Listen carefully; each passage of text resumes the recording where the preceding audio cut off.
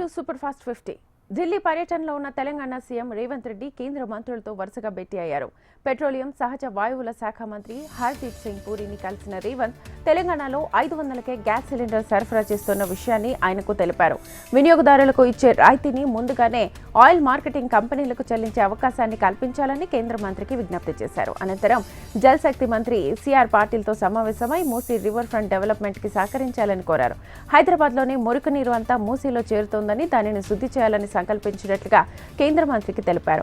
జాతీయ నదీ పరిరక్షణ ప్రణాళిక కింద మూసీలో మురికి నీటి శుద్ధి పనుల కోసం 4,000 కోట్లు కేటాయించాలని కోరారు. ఉస్మాన్ సాగర్, హిమాయత్ సాగర్ ను గోదావరి నీటితో నింపే పనుల కోసం 6,000 కోట్లు కేటాయించాలని విజ్ఞప్తి చేశారు. దీంతో హైదరాబాద్ ప్రజలకు నీటి కష్టాలు తీరుతాయన్నారు. 2019 జల్ జీవన్ మిషన్ ప్రారంభమైన తెలంగాణకు ఈ పథకం కింద నిధులు ఇవ్వలేదన్నారు సీఎం రేవంత్ రెడ్డి. ఆ తర్వాత కేంద్ర పౌర సరఫరాల మంత్రి ప్రహ్లాద్ జోషిని కలిశారు సీఎం రేవంత్. ధాన్యం సేకరణ, బియ్యం సరఫరాకు సంబంధించి కేంద్రం నుంచి రావాల్సిన బకాయిలను వెంటనే విడుదల చేయాలని కేంద్ర మంత్రిని కోరారు రేవంత్. గ్యాస్ సిలిండర్ను 500 రూపాయలకు ఇచ్చేలా కేంద్రం చర్యలు తీసుకోవాలని డిప్యూటీ సీఎం భట్టి విక్రమార్క కోరారు. అడ్వాన్స్ చెల్లించడమే కాకుండా 10 కోట్ల రూపాయలు ఆయిల్ కంపెనీల వద్ద అడ్వాన్స్ పెడతామని చెప్పారు. సోలార్ కుకింగ్ స్టవ్లకు సబ్సిడీ ఇవ్వాలన్నారు. కేంద్ర జల వనరుల శాఖ మంత్రి సిఆర్ పాటిల్ను కలిసి మూసీ నది రీజనరేషన్పై చర్చించామన్నారు భట్టి. వివిధ శాఖల నుంచి తెలంగాణకు రావాల్సిన నిధుల కోసం కేంద్ర మంత్రులను కలిశామని చెప్పారు. తెలంగాణ అసెంబ్లీ సమావేశాలు ఈ రోజు నుంచి ప్రారంభం కానున్నాయి. ఇవాళ శాసనసభ, రేపటి నుంచి శాసన మండలి సమావేశాలు నిర్వహించేందుకు గవర్నర్ నోటిఫికేషన్ జారీ చేశారు. మొదటి రోజున కంటోన్మెంట్ దివంగత ఎమ్మెల్యే లాసెనందితకు సభ సంతాపం తెలపనుంది. కేంద్రం ప్రవేశపెట్టే పూర్తిస్థాయి బడ్జెట్లో రాష్ట్రానికి కేటాయించే గ్రాంట్లు, ఇతర నిధుల్ని పరిశీలించి తెలంగాణ బడ్జెట్కు తుది రూపం ఇవ్వనున్నారు. ఈ నెల 25న అసెంబ్లీ కమిటీ హాల్లో కేబినెట్ సమావేశాన్ని నిర్వహించి బడ్జెట్ ప్రవేశపెట్టేందుకు అనుమతి ఇవ్వనుంది.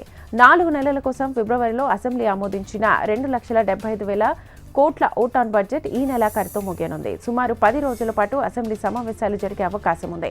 బడ్జెట్తో పాటు ధరణి, రైతు భరోసా, స్థానిక సంస్థల్లో బీసీ రిజర్వేషన్లు, జాబ్ క్యాలెండర్, సంక్షేమ పథకాల్లో అక్రమంగా లబ్ధి పొందిన వారి నుంచి రికవరీ, తెలంగాణ తల్లి విగ్రహం, ప్రభుత్వ చిహ్నం తదితర అంశాలపై చర్చించి తీర్మానం చేయాలని ప్రభుత్వం భావిస్తోంది. అసెంబ్లీ సమావేశాల దృష్ట్యా బీఆర్ఎస్ శాసనసభ పక్షం ఇవాళ సమావేశం కానుంది. తెలంగాణ భవన్లో కేసీఆర్ అధ్యక్షతన భేటీ కానుంది. అసెంబ్లీ బడ్జెట్ సమావేశాల్లో పార్టీ అనుసరించాల్సిన వ్యూహంపై చర్చించనున్నారు. ఇదే అంశంపై ఎమ్మెల్యేలు, ఎమ్మెల్సీలకు దిశానిర్దేశం చేయనున్నారు. ఉదయం 10 గంటలకు గన్ పార్క్ వద్ద అమరవీరుల స్తూపానికి నివాళులర్పించిన అనంతరం గులాబీ పార్టీ ఎమ్మెల్యేలు అసెంబ్లీ సమావేశాలకు హాజరు కానున్నారు.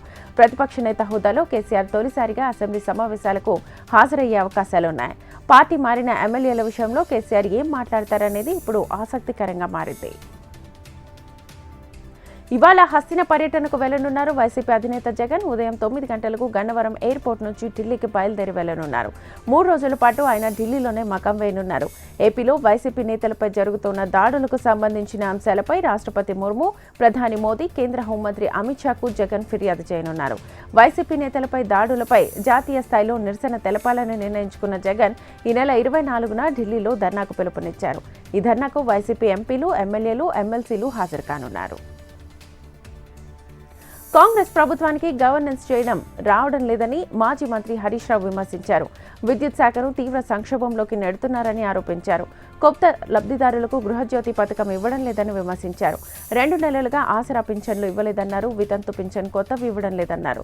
గ్రామ పంచాయతీలకు నిధులు లేవని, సొంత డబ్బులతో కొన్ని పనులను పంచాయతీ సెక్రటరీలు చేయించారని అన్నారు. ప్రస్తుతం వారి బదిలీలు జరుగుతున్నాయని, మరి ఖర్చు చేసిన నిధుల పరిస్థితి ఏంటని ప్రశ్నించారు. కొన్ని నెలలుగా తాము ప్రశ్నిస్తే మధ్యాహ్న భోజన, పారిశుధ్య కార్మికులకు వేతనాలు ఇచ్చారన్నారు.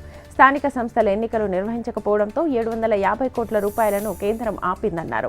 ఉపాధి హామీ ఫీల్డ్ అసిస్టెంట్లకు 2 నెలలుగా జీతాలు రాలేదని ఆరోపించారు. ఐఏఎస్, ఐపీఎస్ అధికారుల విషయంలో బీహార్ బ్యాచ్ అంటూ రేవంత్ విమర్శలు చేశారని, మరి డీజీపీగా పంజాబ్ వ్యక్తిని ఎందుకు నియమించారని నిలదీశారు హరీష్ రావు. మంత్రి పొంగులేటి శ్రీనివాసరెడ్డికి చెందిన రాఘవ కంపెనీపై బీజేపీ శాసనసభ పక్షనేత ఏలేటి మహేశ్వర్ రెడ్డి ఆరోపణలు చేశారు. యారో ఎగ్జిమ్ బ్యాంక్ కుంభకోణంలో రాఘవ కంపెనీ భాగస్వామి అని అన్నారు. పొంగులేటికి మంత్రిగా కొనసాగే అర్హత లేదని విమర్శించారు. ఆర్బీఐ మార్గదర్శకాలను ఉల్లంఘించి మోసానికి పాల్పడ్డారని ఆరోపించారు. రాష్ట్రంలోని బ్యాంకుల జాబితాలో యారో ఎగ్జిమ్ బ్యాంక్ లేదని, ఆ బ్యాంకు గ్యారంటీలపై విచారణ జరిపించాలని డిమాండ్ చేశారు. Delhi liquor policy scam CBI కేసులో డిఫాల్ట్ బెయిల్ ఇవ్వాలని కోరుతూ బీఆర్ఎస్ ఎమ్మెల్సీ కవిత వేసిన పిటిషన్పై విచారణను రౌస్ అవెన్యూ కోర్టు ఆగస్టు 5కు వాయిదా వేసింది. విచారణలో భాగంగా కవితపై సీబీఐ వేసిన ఛార్జ్ షీట్ను కోర్టు పరిగణలోకి తీసుకుంది. జూలై 26న కవితను వర్చువల్గా కోర్టులో హాజరుపరచాలని సీబీఐ ఆదేశించింది. అలాగే ఛార్జ్ షీట్ కాపీలను నిందితుల తరఫు లాయర్లకు ఇవ్వాలని సూచించింది. కవిత సహా మరో 4 పాత్రపై జూన్ 7న సీబీఐ ఛార్జ్ షీట్ దాఖలు చేసింది. ఐఏఎస్ అధికారి స్మితా సబర్వాల్ దివ్యాంగులపై చేసిన వ్యాఖ్యల పట్ల పలువురు తప్పుపడుతున్నారు. దివ్యాంగ సమాజాన్ని అవమానపరిచే విధంగా ఉన్నాయని ప్రముఖ మోటివేటర్ సిఎస్బి ఐఏఎస్ అకాడమీ నిర్వాహకురాలు బాలలత ఆగ్రహం వ్యక్తం చేశారు. జ్యుడిషియరీ, పార్లమెంటరీ వ్యవస్థలు తీసుకునే నిర్ణయాలకు వ్యతిరేకంగా మాట్లాడుతున్నారని మండిపడ్డారు. సివిల్స్లో దివ్యాంగుల కోట అవసరమా అంటూ చేసిన వ్యాఖ్యలు వివక్షకు గురవుతున్న వికలాంగులను మరింతగా కుంగదీశాయన్నారు. రేవంత్ రెడ్డి సీఎం అయిన తర్వాత వికలాంగురాలకి మొదటి అపాయింట్మెంట్ ఇచ్చిన విషయాన్ని గుర్తు చేశారు. స్మితా సబర్వాల్ మాటలు వ్యక్తిగతంగా మాట్లాడుతున్నారని లేక ప్రభుత్వం తరఫున మాట్లాడుతున్నారా అన్నది తేల్చాలని అన్నారు. కోడ్ ఆఫ్ కండక్ట్కు వ్యతిరేకంగా ప్రవర్తించారన్నారు. స్మితా సబర్వాల్ వ్యాఖ్యలపై సీఎం సీఎస్ స్పందించి చర్యలు తీసుకోవాలని డిమాండ్ చేశారు. బోనాల పండుగను ఘనంగా నిర్వహిస్తున్నామని మంత్రి పొన్నం ప్రభాకర్ అన్నారు. అన్ని విభాగాల సహకారంతో ఉత్సవాలను ఘనంగా నిర్వహిస్తున్నామని అన్నారు. వచ్చే లాల్ దర్వాజా మహంకాళి అమ్మవారి బోనాల ఉత్సవాలకు అన్ని ఏర్పాట్లు చేశామన్నారు. విగ్రహం మార్పుపై ముఖ్యమంత్రితో చర్చించి దేవాదాయ శాఖ ఉన్నతాధికారుల సమీక్ష నిర్వహించి నిర్ణయం తీసుకుంటామని పొన్నం ప్రభాకర్ అన్నారు. తెలంగాణలోని కొన్ని జిల్లాల్లో రాగల 3 రోజుల పాటు మోస్తరు వర్షాలు కురిసే అవకాశం ఉన్నట్లుగా హైదరాబాద్ వాతావరణ కేంద్రం వెల్లడించింది. ఆసిఫాబాద్, మంచిర్యాల, జగిత్యాల, పెద్దపల్లి, భూపాలపల్లి జిల్లాల్లో భారీ వర్షాలు కురిసే అవకాశం ఉంది. ఆయా జిల్లాల్లో వాతావరణ శాఖ ఎల్లో హెచ్చరికలు జారీ చేసింది. ఒడిశా, ఛత్తీస్గఢ్ పరిసర ప్రాంతాల్లో కొనసాగుతోన్న అల్పపీడనం బలహీనపడి తూర్పు మధ్యప్రదేశ్ పరిసర ఛత్తీస్గఢ్ ప్రాంతాల్లో కేంద్రీకృతమైంది. మరోవైపు తెలంగాణలో 3 రోజులుగా కురుస్తోన్న వర్షాలకు జనజీవనం స్తంభించింది. పగటి వేళ ముసురు వాన కురుస్తుండగా రాత్రులు వాన దంచి కొడుతోంది. హైదరాబాద్ నగరంతో పాటు జిల్లాలు తడిసి ముద్దయ్యాయి.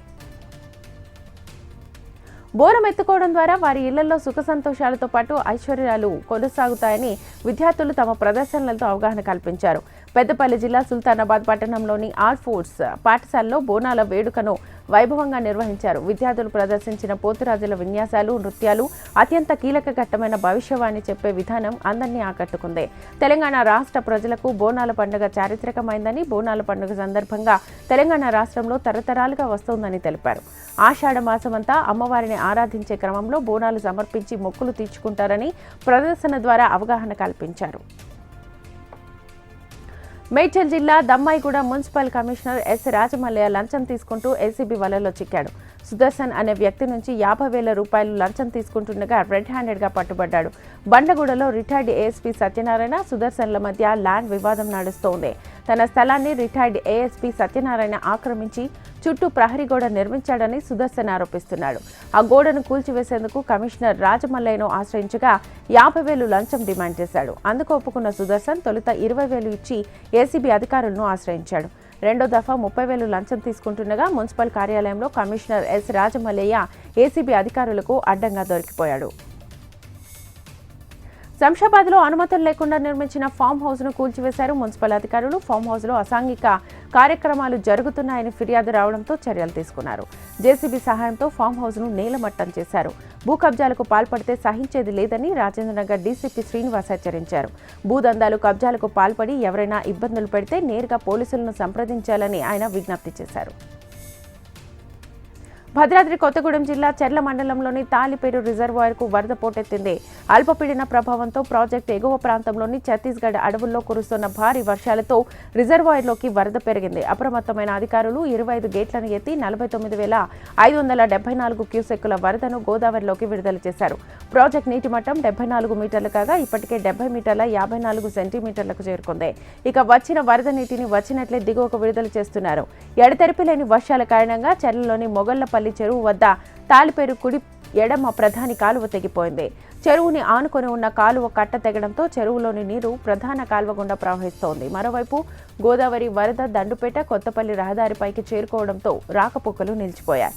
లింగాపురం వద్ద ఈతవాగు 3 రోజుల రహదారిపై ప్రవహిస్తుండటంతో 4 గ్రామాలకు రాకపోకలు నిలిచిపోయాయి. మరోవైపు అటవీ ప్రాంతంలోని వాగులు ఉధృతంగా ప్రవహిస్తుండటంతో పలు అటవీ ప్రాంత గ్రామాలకు 3 రోజులుగా రాకపోకలు నిలిచిపోయాయి. లింగాపురం ముత్యాల చెరువు పడడంతో నీరు వృధాగా పొలాల గుండా వెళ్లిపోతోంది. దీంతో వరి నారుమడులు దెబ్బతిన్నాయి.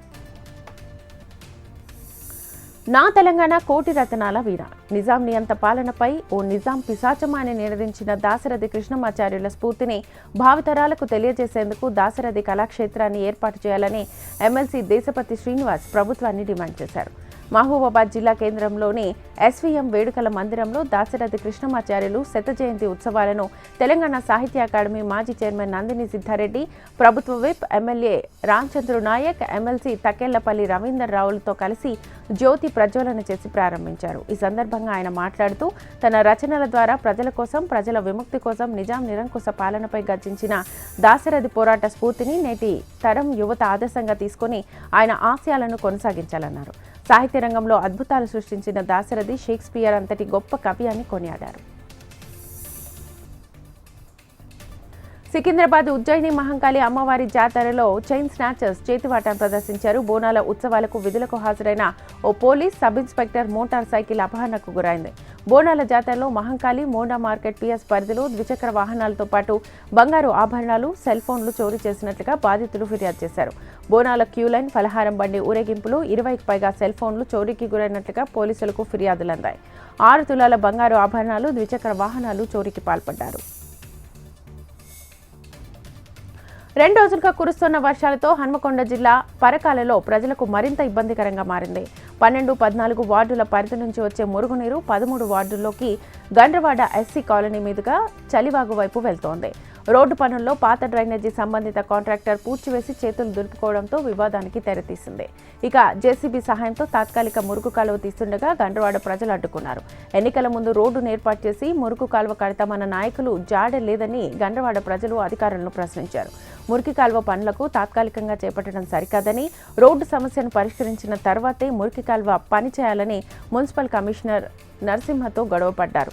ఇక జేసీబీతో కాలువ తీస్తే మేము ఊరుకోమని మరో జేసీబీ తీసుకొచ్చి పూడ్చివేయించారు. ఉద్యోగ భద్రత కల్పించాలని అవుట్సోర్సింగ్ ఉద్యోగులు డిమాండ్ చేశారు. సిద్దిపేట జిల్లా కలెక్టర్ కార్యాలయ ప్రజావాణి కార్యక్రమంలో జిల్లా అడిషనల్ కలెక్టర్ గరిమ అగర్వాల్కు వినతి పత్రాన్ని సమర్పించారు. రాష్ట్ర ప్రభుత్వం వెంటనే కంటిన్యూయేషన్ జీవో జారీ చేయాలని డిమాండ్ చేశారు. నెల వేతనాలు ప్రభుత్వం ఇవ్వడం లేదని, కాంట్రాక్ట్ ప్రాతిపదికన సంవత్సరానికి ఒక్కసారి మాత్రమే జీతాలు చెల్లిస్తున్నారని ఆవేదన వ్యక్తం చేశారు. సమాన పనికి సమాన వేతనం కల్పించి ఉద్యోగ భద్రత కల్పించాలని డిమాండ్ చేశారు. ప్రతి మహిళా ఉద్యోగికి 6 నెలల పాటు ప్రసూతి సెలవులు ఇవ్వాలన్నారు. ప్రభుత్వం తక్షణమే స్పందించి సమస్యలు పరిష్కరించాలని డిమాండ్ చేశారు. మహాత్మాగాంధీ జాతీయ గ్రామీణ ఉపాధి హామీ పథకంలో కూలీలకు వేతనాలు చెల్లింపుల్లో తీవ్ర జాప్యం జరుగుతోందని మహిళా కూలీలు ధర్నా నిర్వహించారు. భద్రాద్రి కొత్తగూడెం జిల్లా జూలూరుపాడులో ఉపాధి హామీ కార్యాలయం ఎదుట ఉపాధి హామీ మహిళా కూలీలు బైఠాయించి ధర్నా నిర్వహించారు. 45 రోజులు పనిచేస్తే కూలీ చెల్లింపులో తీవ్ర జాప్యం చేస్తున్నారని ఆవేదన వ్యక్తం చేశారు. అధికారులను అడుక్కోవడం లేదని, చేసిన పనికి వేతనాలు ఇవ్వాలని డిమాండ్ చేశారు.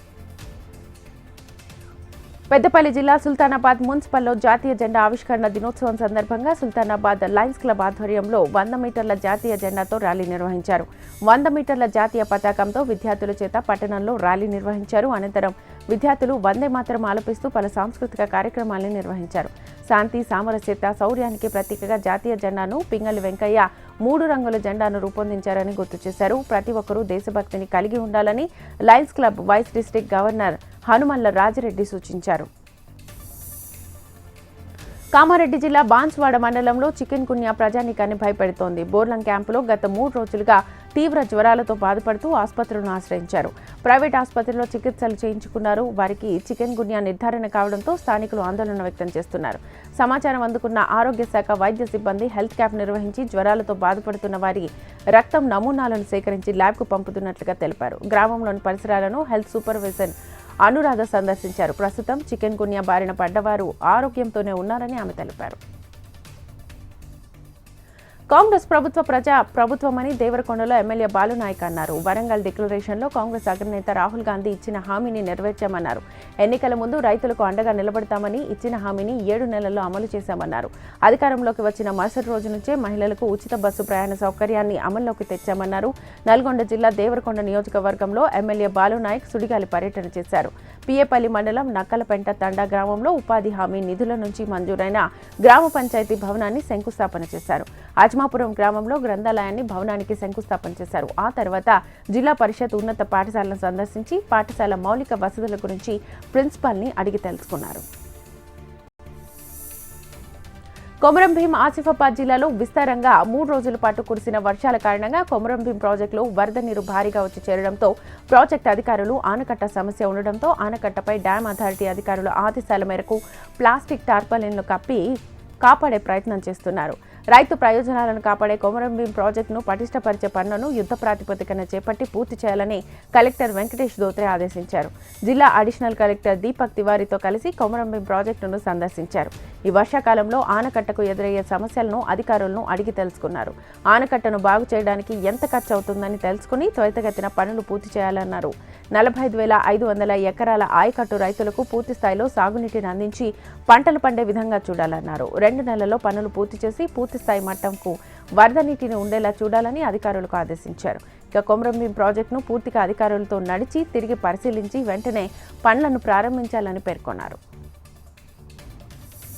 నిర్మల్ జిల్లా కేంద్రంలోని ఆర్టీఓ కార్యాలయం ముందు సిఐటియు ఆధ్వర్యంలో ఆశా కార్యకర్తలు ధర్నాకు దిగారు. ఈ సందర్భంగా తమ సమస్యలను పరిష్కరించాలని నినాదాలు చేశారు. గత ఎన్నికల్లో ముఖ్యమంత్రి రేవంత్ రెడ్డి ఆశా కార్యకర్తలకు ఇచ్చిన హామీని వెంటనే నెరవేర్చాలని సిఐటియు నాయకులు డిమాండ్ చేస్తున్నారు. ఆశా కార్యకర్తలకు 18,000 వేతనం చెల్లించాలి, వేతనంతో పాటు సమస్యలను పరిష్కరించాలని వారు పేర్కొన్నారు.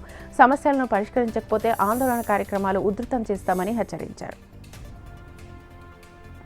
భద్రాద్రి కొత్తగూడెం జిల్లా కలెక్టరేట్ ఎదుట సిఐటియు ఆధ్వర్యంలో ఆశా కార్యకర్తలు ధర్నాలు చేశారు. సిఐటియు నాయకులు మాట్లాడుతూ ఎన్ఆర్హెచ్ఎం స్కీమ్ కింద రావాల్సిన బెనిఫిట్స్ ని ఇవ్వాలని 26,000 ఫిక్స్డ్ వేతనం ఇవ్వాలన్నారు.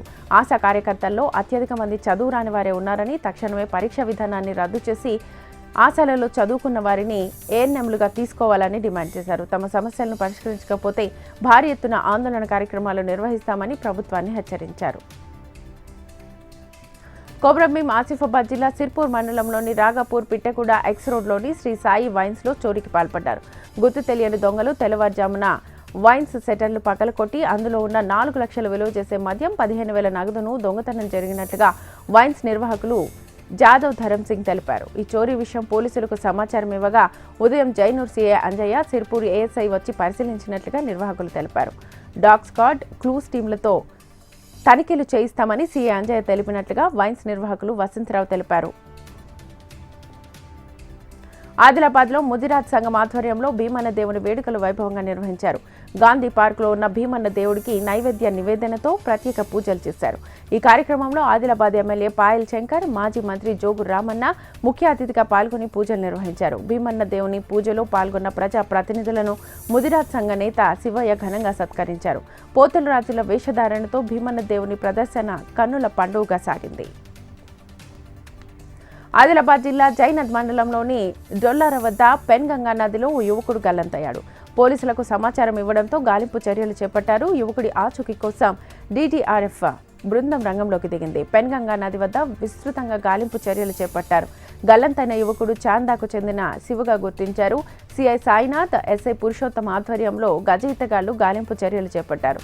గాలింపు చర్యలను ఆదిలాబాద్ జిల్లా ఎస్పీ గౌస్ పరిశీలించారు. ఏపీ అభివృద్ధికి కట్టుబడి ఉన్నామన్నారు గవర్నర్ అబ్దుల్ నజీర్. అసెంబ్లీ సమావేశాల నేపథ్యంలో ఉభయ సభలను ఉద్దేశించి ప్రసంగించిన governor CM Chandrababu visionary leader అని కొనియాడారు. 2014-19 మధ్య ఏపీ అభివృద్ధి, రాజధాని నిర్మాణానికి కృషి చేశానన్నారు. విభజనతో రాష్ట్రం నష్టపోయిందని 2019లో వైసీపీ ప్రభుత్వం వచ్చాక అంతకు మించిన నష్టం జరిగిందన్నారు గవర్నర్. గాడి తప్పిన రాష్ట్రాన్ని చక్కబెట్టే బాధ్యత సభ్యులపై ఉందన్నారు గవర్నర్ అబ్దుల్ నజీర్. గవర్నర్ ప్రసంగం అనంతరం స్పీకర్ అయ్యన్న అధ్యక్షతన బీఎస్సీ సమావేశం నిర్వహించారు. ఈ భేటీకి సీఎం చంద్రబాబు, పయ్యావుల కేశవ్, నాదెండ్ల మనోహర్, విష్ణుకుమార్ రాజు హాజరయ్యారు. బీఎస్సీ సమావేశానికి వైసీపీ సభ్యులు గైర్హాజరయ్యారు. అసెంబ్లీ సమావేశాల ఎజెండాను బీఎస్సీలో ఖరారు చేశారు. 5 రోజుల పాటు సమావేశాలు నిర్వహించాలని నిర్ణయించారు.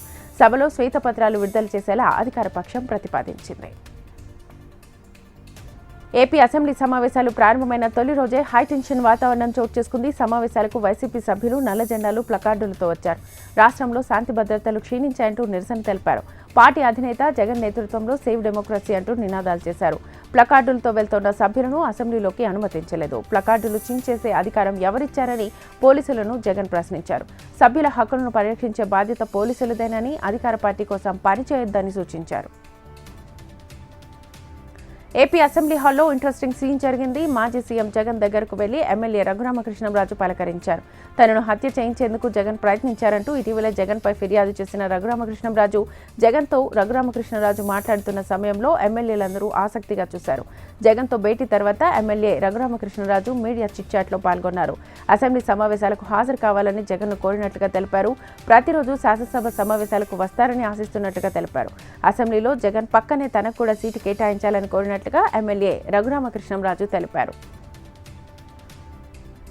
అసెంబ్లీ సమావేశాల్లో వ్యవహరించాల్సిన తీరుపై సీఎం చంద్రబాబు అధ్యక్షతన ఎన్డీఏ శాసనసభ పక్ష సమావేశం జరిగింది. గడిచిన 5 ఏళ్లు వైసీపీ పెట్టిన ఇబ్బందులను సీఎం దృష్టికి తీసుకెళ్లారు ఎమ్మెల్యేలు. చట్టం ప్రకారం ముందుకు వెళ్దామని, చట్టం తన పని తాను చేస్తుందంటూ చెప్పారు. ఇక పాలసీలో ఎవరు జోక్యం చేసుకోవద్దంటూ సూచించారు. కలిసికట్టుగా అందరూ కలిసి పనిచేయాలంటూ దిశానిర్దేశం చేశారు. ఇదిలా ఉంటే ఎట్టి పరిస్థితుల్లోనూ కవ్వింపు చర్యలకు పాల్పడొద్దని డిప్యూటీ సీఎం పవన్ కళ్యాణ్ సూచించారు. నియోజకవర్గంలో వేసే కమిటీల్లో అన్ని పార్టీలను కలుపుకోవాలని నాదెండ్ల మనోహర్ కోరారు. కావాలనే వైసీపీ బురద జల్లే ప్రయత్నం చేస్తోందని, కక్షపూరిత చర్యలు వద్దని అన్నారు. ప్రజా సంక్షేమం కోసం పనిచేయాలని అన్నారు. జనసేన డిప్యూటీ ఫ్లోర్ లీడర్గా నాదెండ్ల మనోహర్ను ఏకగ్రీవంగా ఎన్నుకున్నారు. విప్గా నెల్లిమల్ల శాసనసభ్యురాలు లోకం మాధవి, కోశాధికారిగా భీమవరం ఎమ్మెల్యే పులివర్తి ఆంజనేయులు, కార్యదర్శులుగా విశాఖ దక్షిణ ఎమ్మెల్యే వంశీకృష్ణమోహన్, రాజోలు ఎమ్మెల్యే దేవి వరప్రసాద్లు నియామకమయ్యారు.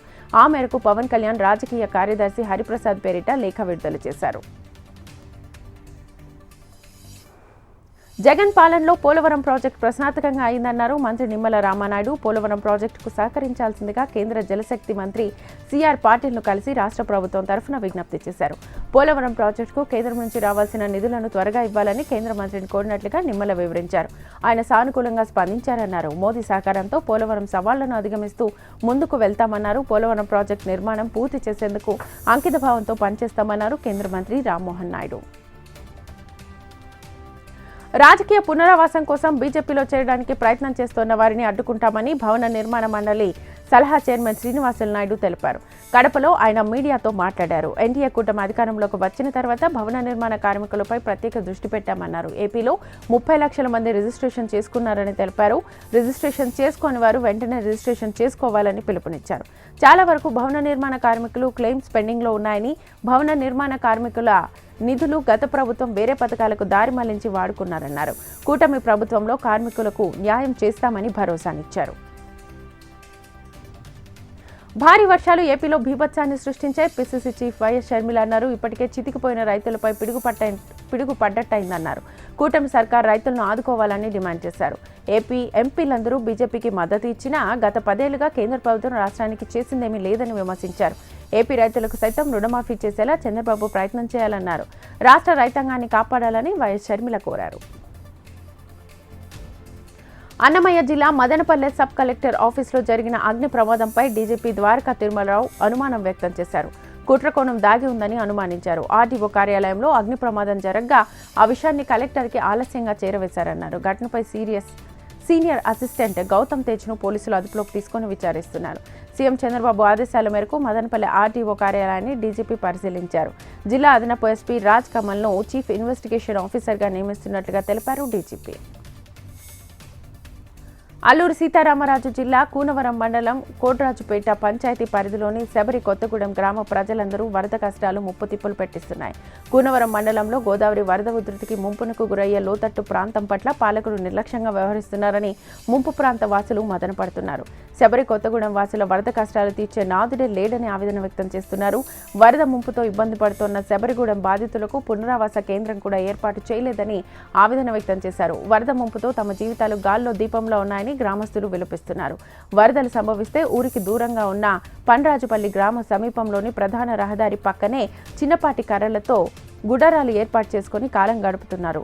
ఈ గుడారాల్లోనే వరద ముంపు తగ్గినంత వరకు బిక్కుబిక్కుమంటూ జీవనం కొనసాగించాల్సిన దుస్థితి నెలకొంది. గుడారాలకు కనీసం టార్పులిన్ పరదాలు కూడా అందడం లేదని గ్రామస్తులు విచారం వ్యక్తం చేస్తున్నారు. ప్రతి ఏడాది గోదావరి వరద ఉధృతి వల్ల తాము అనేక ఇబ్బందులు పడుతూ నరక యాతన అనుభవించలేకపోతున్నామని గ్రామస్తులు గోడును వెళ్లబోసుకుంటున్నారు. ఆకస్మికంగా వాహన తనిఖీలు విధిగా విజిబుల్ పోలీసింగ్ నిర్వహించి ప్రజలకు రక్షణ చట్టాల పట్ల అవగాహన కల్పించాలని జిల్లా ఎస్పీ వకుల్ జిందాల్ అధికారులను ఆదేశించారు. గంజాయి అక్రమ రవాణా నియంత్రణకు చర్యలు చేపట్టాలని, పట్టుబడ్డ నిందితులనే కాకుండా అక్రమ రవాణాకి కారకులైన ప్రధాన వ్యక్తులను గుర్తించి అరెస్ట్ చేయాలన్నారు. స్టేషన్ పరిధిలో గతంలో పట్టుబడ్డ గంజాయి కేసుల సిడి ఫైల్స్ పరిశీలించి ఆయా కేసుల పురోగతిని అధికారులను అడిగి తెలుసుకున్నారు. విజయనగరం జిల్లా గజపతి నగరం నియోజకవర్గ పరిధిలో ఉన్న బొండపల్లి, గజపతి నగరం, మానాపురం పోలీస్ స్టేషన్లను జిల్లా ఎస్పీ వకుల్ జిందాల్ సందర్శించారు. బొండపల్లి పోలీస్ స్టేషన్ ప్రాంగణం, పోలీస్ క్వార్టర్స్ పరిసరాలను పరిశీలించారు. స్టేషన్ ప్రాంగణంలో గల వాహనాలు ఏ కేసుల్లో సీజ్ చేసినవి, ఎందుకు స్టేషన్ ప్రాంగణంలో ఉన్నాయి అన్న విషయాలను అధికారులను అడిగి తెలుసుకున్నారు. అధికారుల తప్పుడు సమాచారంతో ఉన్న రికార్డులు మన్యం ప్రాంత టీచర్లకు ఇబ్బందికరంగా మారాయని సవరభాష వాలంటీర్స్ ఆవేదన వ్యక్తం చేశారు. ఇక పార్వతీపురం, మన్యం జిల్లా పార్వతీపురం ఐటీడీఏ పరిధిలో విధులు నిర్వహిస్తున్న సిఆర్డీలను తక్షణమే రెన్యువల్ చేయాలని పార్వతీపురం ఐటీడీఏ ఎదుట యూటీఎఫ్ ఆధ్వర్యంలో సిఆర్టీలు సవరభాష వాలంటీర్లు బైఠాయించి నిరసన తెలిపారు. పాడేరు ఐటీడీఏలో రెన్యువల్ ఆర్డర్లు ఇస్తే పార్వతీపురం ఐటీడీఏ, సీతంపేట ఐటీడీఏలో ఎందుకు అధికారులు నిర్లక్ష్యం చేస్తున్నారని ప్రశ్నించారు. గిరిజనులతో అధికారులు ఆటలాడుతున్నారని యూటీఎఫ్ నాయకులు మండిపడ్డారు. అలాగే 10 లోపు ఉన్న పాఠశాలల్లో సిఆర్టీలను నియమించాలని, పాఠశాలలో నియామకాలు జరపకుండా దాదాపు 40 పాఠశాలలు మూతపడ్డాయని ఆవేదన వ్యక్తం చేశారు. కోర్టు ఆదేశాల మేరకు డిఎస్సిలో సిఆర్టీ పోస్టులను మినహాయింపు చేసిన కారణంగా ఐటీడీఏ అధికారులు సిఆర్టీ పోస్టుల వివరాలను ప్రభుత్వానికి తెలపాలని డిమాండ్ చేశారు. తక్షణమే అధికారులు స్పందించి చర్యలు చేపట్టాలని కోరారు. కన్వర్ యాత్ర మార్గంలోని తినుబండారాల యజమానులు బయట తమ పేర్లను తప్పనిసరిగా ప్రదర్శించాలని ఉత్తరప్రదేశ్ ప్రభుత్వం జారీ చేసిన ఆదేశాలపై సుప్రీంకోర్టు మధ్యంతర స్టేను విధించింది. షాప్ యజమానులు తమ షాపుల ముందు తమ పేరు లేదా గుర్తింపును చూపించాల్సిన అవసరం లేదని సుప్రీంకోర్టు పేర్కొంది. తయారు చేస్తున్న ఆహారాన్ని మాత్రమే ప్రదర్శించాలని దుకాణదారులను ఆదేశించింది. ప్రభుత్వాల ఆదేశాలు రాజ్యాంగ స్ఫూర్తికి విరుద్ధమై ధర్మాసనం ఆగ్రహం వ్యక్తం చేసింది. తదుపరి విచారణను ఈ నెల 26కి వాయిదా వేసింది. అమెరికా అధ్యక్ష ఎన్నికల బరి నుంచి వైదొలిగిన ప్రస్తుత అధ్యక్షుడు జో బైడెన్ డెమోక్రటిక్ అభ్యర్థిగా ఉపాధ్యక్షురాలు కమలా హ్యారిస్ కు మద్దతు తెలిపారు. తనను నామినేట్ చేసిన బైడెన్ కు కృతజ్ఞతలు తెలిపిన కమలా ఇది తనకు దక్కిన గౌరవంగా భావిస్తానని అన్నారు. డొనాల్డ్ ట్రంప్ అతడి ప్రాజెక్ట్ 2025 ఎజెండాను ఓడించడానికి దేశాన్ని ఏకం చేయడమే తన లక్ష్యమని చెప్పారు. కమలా హ్యారిస్ కు జో బైడెన్ మద్దతు ప్రకటించడంతో దాదాపు ఆమె అభ్యర్థిత్వం ఖరారైనట్టుగా కనిపిస్తోంది. అయితే California governor Gavin Newsom, Illinois governor JB Pritzker రేసులో ఉన్నారు. ఆగస్టు 19 నుంచి 22 వరకు చికాగోలో జరిగే డెమోక్రాటిక్ పార్టీ సమావేశంలో అభ్యర్థిని ఖరారు చేయనున్నారు. ప్రతినిధులంతా తమ అభ్యర్థిని ఎన్నుకుంటారు. మరోవైపు మాజీ అధ్యక్షుడు బిల్ క్లింటన్ కూడా హ్యారిస్ కు మద్దతు తెలిపారు. కమలా హ్యారిస్ ను నామినేట్ చేయడాన్ని మాజీ అధ్యక్షుడు బిల్ క్లింటన్ సతీమణి, విదేశాంగ మాజీ కార్యదర్శి హిల్లరీ క్లింటన్ స్వాగతించారు. తెలుగు రాష్ట్రాల్లో ఎడతెరిపి లేకుండా కురుస్తున్న వర్షాలతో పలు నదులకు వరద తాకిడి పెరిగింది. ఈ క్రమంలో భద్రాచలం దగ్గర గోదావరి ఉధృతంగా ప్రవహిస్తోంది. ఎగువన కురుస్తున్న భారీ వర్షాలతో ఉపనదులు పొంగి పోలడంతో గోదావరికి వరద తాకిడి పెరిగింది. భద్రాచలం వద్ద గోదావరి నదిలో 50 అడుగుల నీటి మట్టం నమోదైంది. ఈ నేపథ్యంలో రెండో ప్రమాద హెచ్చరికను జారీ చేశారు అధికారులు. ఇంద్రావతి, ప్రాణహిత ఉపనదుల నుంచి భారీగా వరద నీరు గోదావరిలో కలుస్తోందని సమాచారం. ఎగువనున్న ఛత్తీస్గఢ్లో భారీ వర్షాలు కురుస్తున్న నేపథ్యంలో దిగువన ఉన్న చెర్ల మండలంలోని తాలిపేరు మధ్య తరహా ప్రాజెక్టుల్లోకి భారీగా వరద నీరు వచ్చి చేరుతోందని తెలిపారు అధికారులు. నీట్ యూజీ పేపర్ లీకేజ్ విచారణ సందర్భంగా సీజేఐ జస్టిస్ చంద్రచూడ్ కీలక వ్యాఖ్యలు చేశారు. మే 4న రాత్రి గుర్తుంచుకోవాలని చెప్పారంటే ఆ తేదీ కంటే ముందే లీక్ జరిగి ఉండొచ్చునని అనుమానం వ్యక్తం చేశారు. అలా అయితే స్ట్రాంగ్ రూమ్ వ్యాలెట్లో ప్రశ్నాపత్రం బయటకొచ్చిందా అని ప్రశ్నించారు. బీహార్ పోలీసుల దర్యాప్తు రిపోర్టును ఉటంకిస్తూ ఆయన ఈ వ్యాఖ్యలు చేశారు. అంతకుముందు పిటిషనర్ల పక్షాన వాదిస్తోన్న న్యాయవాది నరేందర్ హుడా తన వాదనలు వినిపించారు. 161 వాంగ్మూలాలు పేపర్ లీక్ మే 4వ తేదీ కంటే ముందే చోటు చేసుకుందని బలంగా చెబుతున్నట్లుగా పేర్కొన్నారు. బీహార్ పోలీసుల రిపోర్ట్ ప్రకారం సంబంధిత బ్యాంకుల్లో ప్రశ్నాపత్రాలను డిపాజిట్ చేయడానికి ముందే లీక్ అయిందని పేర్కొన్నారు. ప్రభుత్వ ఉద్యోగులు ఆర్ఎస్ఎస్ కార్యక్రమాల్లో పాల్గొనడంపై దశాబ్దాలుగా ఉన్న నిషేధాన్ని కేంద్రం ప్రభుత్వం ఎత్తివేసింది. గత వారమే ఇచ్చిన ఉత్తర్వుల కాపీని బీజేపీ నేత అమిత్ మాలవీయ ఎక్స్ వేదికగా షేర్ చేశారు. 58 ఏళ్ల క్రితం జారీ చేసిన రాజ్యాంగ విరుద్ధమైన ఆదేశాలను మోదీ ప్రభుత్వం ఉపసంహరించుకుందని మాలవీయ వెల్లడించారు. దీనిపై జైరాం రమేష్ స్పందించారు. మహాత్ముడి హత్య తర్వాత 1948లో సర్దార్ వల్లభాయ్ పటేల్ ఆర్ఎస్ఎస్పై నిషేధం విధించారన్నారు. మంచి ప్రవర్తన హామీతో ఆ నిషేధాన్ని తొలగించారని గుర్తు చేశారు. కానీ 1966లో మళ్లీ ఆ నిషేధం అమల్లోకి వచ్చిందన్నారు. తాజా చర్య పలు అనుమానాలకు తావిస్తోందని విమర్శించారు. దేశవ్యాప్తంగా పలు ప్రాంతాల్లో భారీ వర్షాలు కురుస్తున్నాయి. దేశ ఆర్థిక రాజధాని ముంబైని భారీ వర్షాలు ముంచెత్తాయి. గత కొన్ని రోజులుగా ఎడతెరిపి లేని వర్షాలతో నగరం మొత్తం తడిసిముద్దైంది. రోడ్లన్నీ జలమయమయ్యాయి. రహదారులన్నీ చెరువులను తలపిస్తున్నాయి. అనేక ప్రాంతాలు నీట మునిగాయి. పలుచోట్ల ట్రాఫిక్ కూడా తీవ్ర అంతరాయం ఏర్పడింది. రైళ్లు, విమాన రాకపోకలకు సైతం ఇబ్బందులు తలెత్తాయి. పలు విమానాలను దారి మళ్లించాల్సిన పరిస్థితి ఏర్పడింది. దాదర్, మాతుంగా స్టేషన్ల మధ్య సెంట్రల్ రైల్వే సెక్షన్లో నీరు నిలిచిపోవడంతో లోకల్ రైళ్ల రాకపోకలకు అంతరాయం ఏర్పడింది. పలు రైళ్లను రద్దు చేశారు. ఇక ముంబై విమానాశ్రయంలో 36 విమానాలు రద్దు చేశారు. గడిచిన 24 గంటల వ్యవధిలో 135 మిల్లీమీటర్ల వర్షపాతం నమోదైంది. వాతావరణ శాఖ ఎల్లో అలర్ట్ జారీ చేసింది. నగర శివార్లోని భారీ నుంచి అతి భారీ వర్షాలు కురిసే అవకాశం ఉందని ఐఎండీ అంచనా వేస్తోంది. ప్రజలు అప్రమత్తంగా ఉండాలని అధికారులు హెచ్చరించారు. అవసరమైతే తప్ప బయటకు రావద్దని నవీ ముంబై మున్సిపల్ కార్పొరేషన్ విపత్తు నిర్వహణ విభాగం సూచించింది.